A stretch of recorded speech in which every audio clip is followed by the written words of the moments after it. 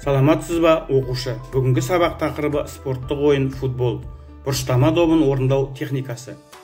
Осы сабақ арқылы іске асатын оқыту мақсаттары: аз ауқымды арнайы спорттық қозғалыс әрекеттерінің дәлдігін бақылауды және икемділікті дамытуға арналған қимыл қозғалыс дағдыларын қолдану. Сабақ мақсаты: футбол ойыны ережесін түсіндіру, бұрыштама добын орындау техникасын үйрету. Күтілетін нәтиже: футбол ойындағы терминдер туралы біледі, бұрыштама добын орындау әдісін үйренеді, дененің жекелеген бөліктерінің қимыл қозғалыстарын жетілдіреді, жеке жаттығуларды орындау әдістерін сақтайды, жан-жақты өсіп жетіледі, дене қасиеттерін қалыптастырады, орындаған жаттығуын қадағалайды, өз жасаған жаттығулардың дұрыс орындалуына мақсат қояды, оны іске асыру үшін қажетті жағдайларды анықтауға, жетістіктерге жету мүмкіндіктерін жоспарлайды, жасайды. Оқушы, мына футбол ойынында кездесетін негізгі терминдерді жақсы білген жөн. Біразын жаттап алсаңыз, футбол туралы біліміңіз молаяды. Матч – футбол ойыны, стадион – футбол ойыны өтетін спорт кешені, трибуна – жанкүйерлер ойын қарай алатын аймақ, тайм – ойынның екі бөлігінің бірі, әр тайм 45 минуттан тұрады. Команда – бірнеше футболшыдан құралған спортшылар қауымдастығы. Ұлттық құрама – бір мемлекеттің түрлі командаларынан жиналған ең үздік ойыншыларынан құралған құрамасы. Негізгі құрам – ойынға шығатын алғашқы 10 футболшыдан құралған тізім. Қосалқы құрам – негізгі 11-ге кірмеген футболшылар тізімі. Бас бапкер – жаттықтырушы ағайлардың бастығы, команда нәтижесіне жауап беруші. Үзіліс – бірінші таймнан кейінгі 15 минуттық үзіліс. Гол – топтың қақпа сығынан ішке өтуі. Автогол – футболшының өз қақпасына гол салуы. Пас – ойыншының допты командасына аман-есен жеткізу амалы. Қақпа – тік төртбұрыш пішінде екі баған және бір маңдайшасы бар.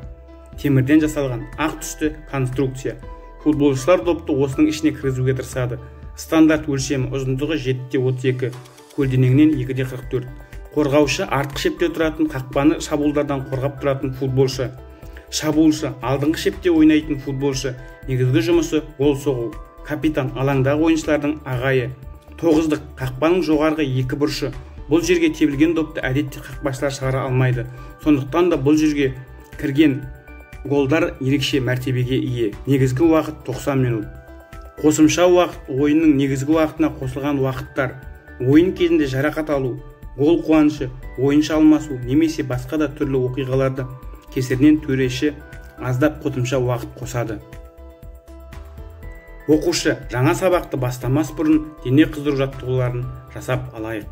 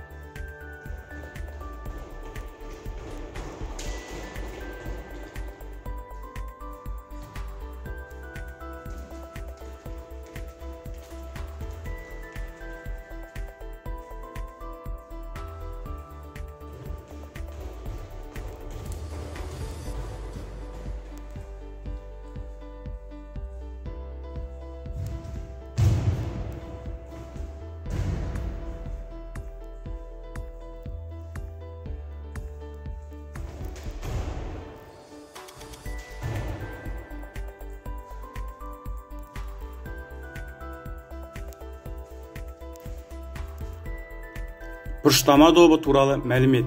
Бұрыштама доптың қорғаушылар немесе қақпашы тарапына тиіп, қақпаның екі жағында сызықтан шығып кеткен кезі. Бұндай жағдайда бұрыштағы жалау тұрған жетен қарсылас команда ойыншысы доп тебеді.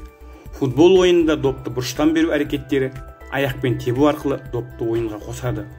Бұл кезде қорғанушы топ ойыншылары шабуылшы топтың ойыншыларына кедергілер жасау арқылы өз қақпаларына допты соқтырмауға тырысады. Допты қарсыластан алып қойып, кері шабуыл тактикалары іске асырылады. Допқа аяқпен соққы беру техникасын жүзеге асыруда алдымен табанның ішкі жағымен соққы беруден бастау тиімді. Өйткені бұл ойында жиі қолданылады. Бұл қабылдау қысқа және жақын қашықтықтан қақпаға соғуда қолданылады. Бұлайша соққы беру оншалықты күшті болмағанмен өте дәл болып келеді. Бұл соққыны дұрыс орындау үшін тірек аяқты кішкене бүгіп, доптан 10-15 см және сәл иық тұсына ұстау керек. Тірек аяқтың ұшы соққы беретін бағытпен дәл келуі керек. Бұрыштама добын орындаушы бір жағымен тұрып, командаласына табанның ішкі жағымен соққы жасап, допты бағыттайды. Ал командаласы қарсыластың алдын орап, ашық алаңға шыға отырып, допты қақпаға бағыттайды. Табанның ішкі жағымен берілетін соққыны үйренуде бастауыш футболшыларда келесі типтік қателіктер болуы мүмкін. Біріншіден, ұратын аяқтың табаны әлсіз бұрылады. Екіншіден, соққы беру барысына дайындықта соққы беруші аяқ барынша артқа созылмайды. Осы қателіктерді болдырмау үшін жаттығу керек. Ол үшін 3-5 минут қашықтықта тұрып қимылсыз допқа соққылар беру арқылы жаттығу керек. Оқушы футбол ойынында бұрыштама добын орындау әдістерін келесі видео арқылы қайталаңыз.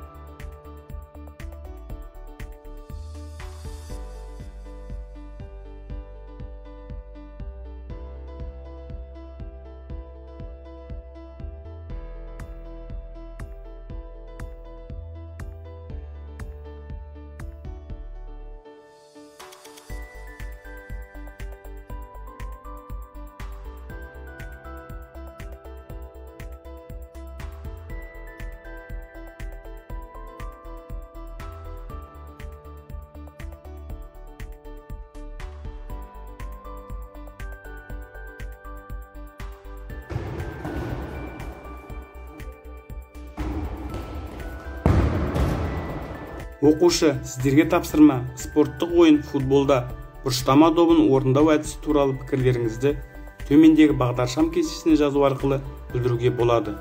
Түсінгендеріңізді сіздер менің электрондық поштама немесе WhatsApp мобильді қосымшасы арқылы жібере аласыздар. Келесі кездескенше сау болыңыздар. Назарларыңызға рахмет.